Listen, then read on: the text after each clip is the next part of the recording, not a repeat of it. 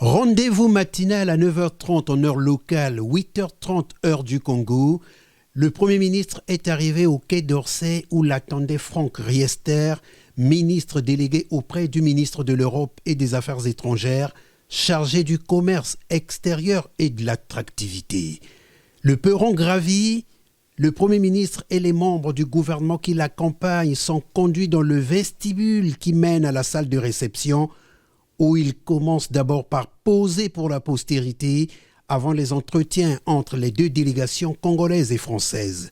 Le Quai d'Orsay, c'est l'un des principaux lieux de la vie politique française.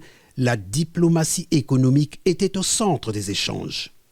Nous soutenons le Congo dans sa politique de réforme ambitieuse voulue par le président Sassou Nguesso, qu'il a réévoqué lors de son discours d'investiture.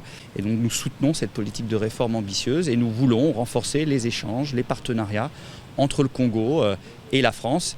Et ça a été au cœur des échanges que nous avons eus tout à l'heure avec M. le Premier ministre et son gouvernement. Volonté réciproquement exprimée d'accélérer et d'accentuer les partenariats. Nous avons échangé sur la nécessité de poursuivre les réformes que nous sommes en train d'engager au Congo et nous avons encore une fois bénéficié de l'appui de la France. Dans les discussions que nous avons engagées, la France a promis rester aux côtés du Congo, soutenir le Congo davantage que par le passé en faisant en sorte que le Congo puisse accéder au programme du Fonds monétaire international.